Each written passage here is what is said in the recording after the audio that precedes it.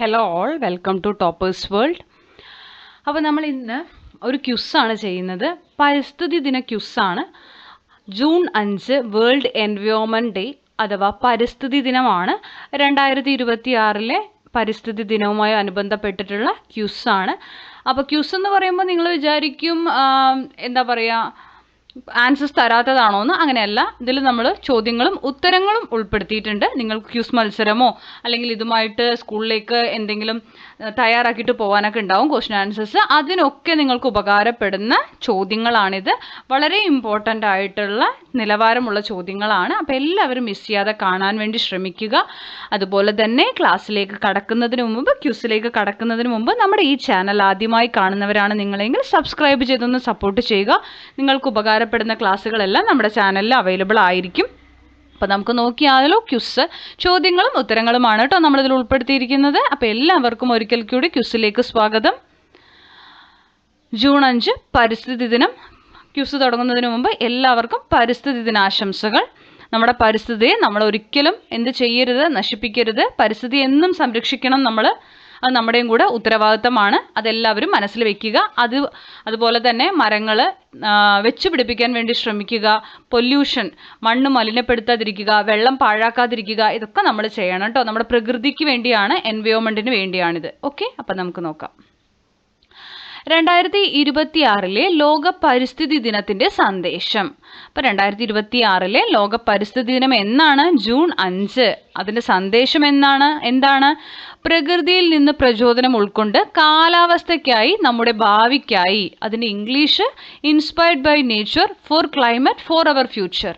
Inspired by nature for climate for our future. Okay, പ്രകൃതിയിൽ നിന്ന് പ്രചോദനം ഉൾക്കൊണ്ട് കാലാവസ്ഥയ്ക്കായി, നമ്മുടെ ഭാവിക്കായി. ഇതാണ് 2026 ലോക പരിസ്ഥിതി ദിനത്തിൻ്റെ സന്ദേശം. അടുത്ത ചോദ്യം, 2026 ലോക പരിസ്ഥിതി ദിനത്തിൻ്റെ ആതിഥേയ രാജ്യം. ആതിഥേയത്വം വഹിക്കുന്ന രാജ്യങ്ങളുണ്ട്. ഓരോ കൊല്ലവും ഉണ്ടാവും, ഓരോ വർഷവും അങ്ങനെ ഉണ്ടാവും. ഈ വർഷം അസർബൈജാനാണ് ഉത്തരം. അടുത്ത ചോദ്യം, 2025 ലോക പരിസ്ഥിതി ദിനത്തിൻ്റെ ആതിഥേയ രാജ്യം. ഉത്തരം ദക്ഷിണ കൊറിയ. ഇത് ലാസ്റ്റ് ഇയറിലത്തെ ആണ് കേട്ടോ. 2025 ജസ്റ്റ് ഉൾപ്പെടുത്തിയെന്ന് മാത്രം. 2025 ലോക പരിസ്ഥിതി ദിനത്തിൻ്റെ സന്ദേശം ആഗോളതലത്തിൽ പ്ലാസ്റ്റിക് മലിനീകരണത്തിന് അറുതി വരുത്തുക. Ending plastic pollution globally. അടുത്ത ചോദ്യം, ആദ്യമായി പരിസ്ഥിതി ദിനം ആചരിച്ച വർഷം. 1973. സ്റ്റോക്ക്ഹോം പ്രഖ്യാപനം നടന്ന വർഷം. എന്താണ് സ്റ്റോക്ക്ഹോം പ്രഖ്യാപനം എന്ന് വേണമെങ്കിൽ നിങ്ങൾക്ക് ഒന്നൊരു ചോദ്യം ഉണ്ടാക്കാം കേട്ടോ. ജൂൺ 5 മുതൽ 16 വരെ നടന്ന ഈ ഉച്ചകോടിയുടെ ഓർമ്മയ്ക്കായിട്ടാണ് ജൂൺ 5 പരിസ്ഥിതി ദിനം ആചരിക്കുന്നത്. 1972 സ്റ്റോക്ക്ഹോം പ്രഖ്യാപനം നടന്നത്. UNEPയുടെ പൂർണ്ണ രൂപം എന്താണെന്നാണ്? United nations environment programme. അടുത്ത ചോദ്യം, ചിപ്കോ പ്രസ്ഥാനത്തിൻ്റെ സ്ഥാപകനാര്? സുന്ദർലാൽ ബഹുഗുണ. അപ്പോൾ ചിപ്കോ പ്രസ്ഥാനത്തിൻ്റെ സ്ഥാപകനാരാണ്? സുന്ദർലാൽ ബഹുഗുണ. അടുത്ത ചോദ്യം, ഓസോൺ പാളിക്ക് വിള്ളൽ വരുത്തുന്ന ക്ലോറോ ഫ്ലൂറോ കാർബൺ പുറത്തുവിടുന്ന പദാർത്ഥങ്ങൾക്ക് കാർബൺ ടാക്സ് ആദ്യമായി ഏർപ്പെടുത്തിയ രാജ്യം? ഫിൻലാൻഡ്. അടുത്ത ചോദ്യം, പരിസ്ഥിതി സംരക്ഷണത്തിനായി ലോകത്ത് ആദ്യമായി രൂപീകൃതമായ സംഘടന IUCN ആണ്. International union for conservation of nature and natural sciences. Next, ലോകത്തിലെ ഏറ്റവും വലിയ മഴക്കാടുകൾ ആമസോൺ കാടുകളാണ്. അടുത്ത ചോദ്യം, മരം മുറിക്കുന്നതിന് എതിരെയുള്ള സമരത്തിന്റെ ഭാഗമായി ഒരു കാലിഫോർണിയൻ റെഡ്വുഡ് മരത്തിൽ 2 വർഷത്തിലേറെ കാലം താമസിച്ച അമേരിക്കൻ യുവതി. ഉത്തരം ജൂലിയ ബട്ടർഫ്ലൈ ഹിൽ. അടുത്ത ചോദ്യം, ഭൗമദിനമായി ആചരിക്കുന്നത് എന്ന്? ഉത്തരം ഏപ്രിൽ 22 ഏപ്രിൽ 22 കേട്ടോ. ഉത്തരം ഇവിടെ കൊടുത്തിട്ടുണ്ട്. അടുത്ത ചോദ്യം, DDTയുടെ മറ്റു കീടനാശിനികളും ജീവലോകത്തുണ്ടാക്കുന്ന വിപത്തുകളെ പറ്റി ലോകത്തിന് മനസ്സിലാക്കി കൊടുത്ത റേച്ചൽ കേഴ്സന്റെ പ്രശസ്ത പുസ്തകം നിശബ്ദ വസന്തമാണ് കേട്ടോ. Silent spring. അടുത്ത ചോദ്യം, WWFന്റെ പൂർണ്ണ രൂപം? World wild life fund. Okay. അടുത്ത ചോദ്യം, പരിസ്ഥിതിയെയും അതിൻ്റെ സംരക്ഷണത്തെയും സൂചിപ്പിക്കുന്നതിന് ഉപയോഗിക്കുന്ന നിറം? പച്ച. വേപ്പെണ്ണയുടെ വിദേശ പേറ്റന്റിനെതിരെ പൊരുതി ജയിച്ച പരിസ്ഥിതി പ്രവർത്തക വന്ദന ശിവ. കേരളത്തിൽ ഏറ്റവും കൂടുതൽ കണ്ടൽ വനങ്ങളുള്ള ജില്ല കണ്ണൂർ. ഏറ്റവും വേഗത കൂടിയ കാറ്റിനാൽ ഉണ്ടാകുന്ന പ്രകൃതി ദുരന്തത്തിന് പറയുന്ന പേര് ടൊർണാഡോ ആണ് ട്ടോ, ടൊർണാഡോ. അടുത്ത ചോദ്യം, WWF നേരത്തെ നമ്മൾ പറഞ്ഞു പൂർണ്ണരൂപം വേൾഡ് വൈൽഡ് ലൈഫ് ഫണ്ട് എന്നാണ്. അതിൻ്റെ ചിഹ്നം ഭീമൻ പാണ്ഡെയാണ്. നെക്സ്റ്റ്, കേന്ദ്ര സർക്കാർ വന്യജീവി സംരക്ഷണത്തിനുള്ള അവാർഡ് ഏർപ്പെടുത്തിയത് ആരുടെ പേരിലാണ്? ഉത്തരം അമൃത ദേവി ബൈഷ്ണോയി.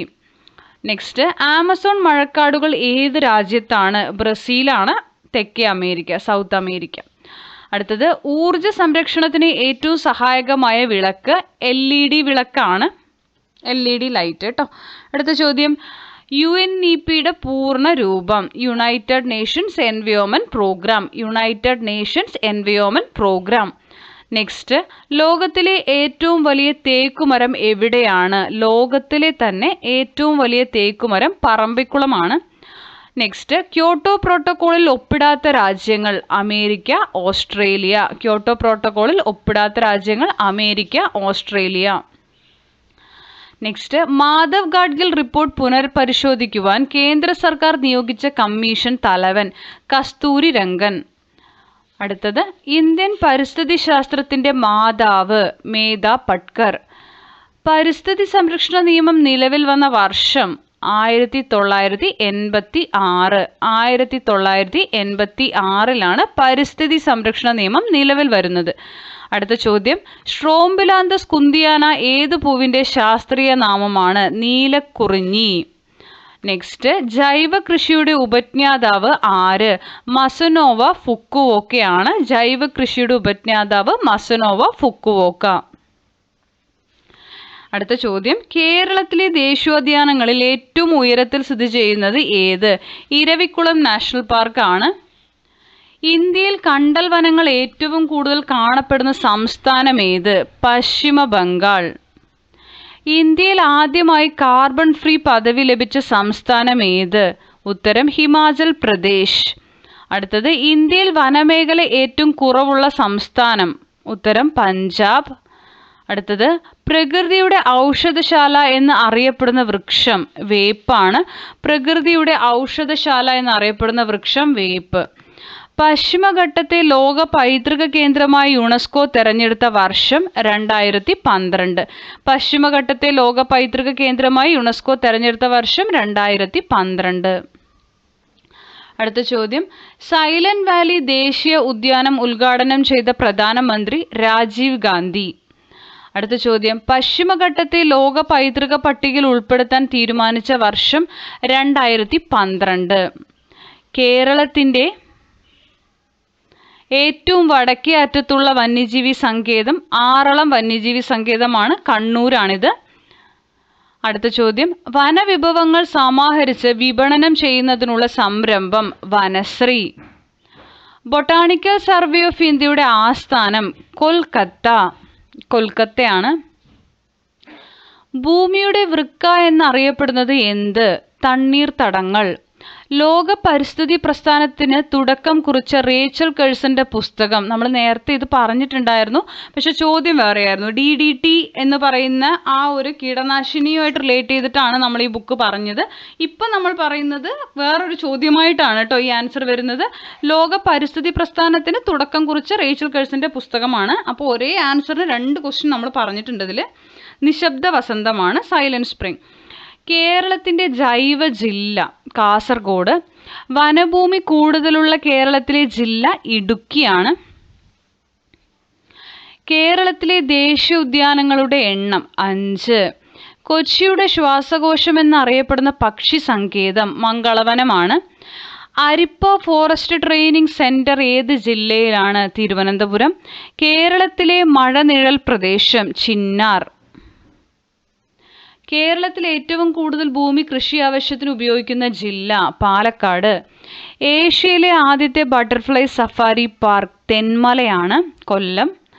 അടുത്തത്, 2012 യുനെസ്കോയുടെ ലോക പൈതൃക പട്ടികയിൽ ഉൾപ്പെടുത്തിയ ഇന്ത്യയിലെ പർവ്വതനിരകൾ? പശ്ചിമഘട്ടം. സംസ്ഥാന വിദ്യാഭ്യാസ വകുപ്പും വനം വകുപ്പും സംയുക്തമായി സംഘടിപ്പിക്കുന്ന വനവൽക്കരണ പരിപാടി എൻ്റെ മരം. സംസ്ഥാന വിദ്യാഭ്യാസ വകുപ്പും വനം വകുപ്പും സംയുക്തമായി സംഘടിപ്പിക്കുന്ന വനവൽക്കരണ പരിപാടി എൻ്റെ മരം. കേരളത്തിലെ ഏറ്റവും വലിയ എർത്ത് ഡാം, മണ്ണുകൊണ്ട് നിർമ്മിച്ച ഡാമാണ് ബാണാസുര സാഗർ ആണ്. സമാധാനത്തിനുള്ള നൊബേൽ സമ്മാനം ലഭിക്കുന്ന ആദ്യ ആഫ്രിക്കൻ വംശജയായ പരിസ്ഥിതി പ്രവർത്തക ആരാണ്? വാങ്കരി മതായി ആണ്. ഇന്ത്യൻ പരിസ്ഥിതി പ്രസ്ഥാനങ്ങളുടെ മാതാവ് ചിപ്കോ പ്രസ്ഥാനം. ഇന്ത്യയിലെ സുഗന്ധവ്യഞ്ജന സംസ്ഥാനം കേരളം. ഇന്ത്യയിലെ സുഗന്ധവ്യഞ്ജന സംസ്ഥാനം കേരളമാണ്. ഇത്രയുമാണ് നമ്മൾ ചോദ്യങ്ങൾ ഉൾപ്പെടുത്തിയിരിക്കുന്നത്. ഒരുവിധം എല്ലാ ക്വസ്റ്റ്യൻസും നമ്മളിതിൽ കവർ ചെയ്തിട്ടുണ്ട്. പ്രകൃതിയെക്കുറിച്ച് എൻവയോൺമെൻറ്റ് ഡേ ആയതുകൊണ്ടാണ് പരിസ്ഥിതിയുമായിട്ട് ബന്ധപ്പെട്ട എല്ലാം ഇതിൽ ഉൾപ്പെടുത്തിയിരിക്കുന്നത്. അപ്പോൾ ഈ ക്ലാസ്സും ഈ ക്യൂസും ഇഷ്ടപ്പെട്ടുവെങ്കിൽ ഒന്ന് ലൈക്ക് ചെയ്യുക, ഷെയർ ചെയ്യുക, സബ്സ്ക്രൈബ് ചെയ്യുക, തുടർന്ന് വാച്ച് ചെയ്യുക. Thank you for watching.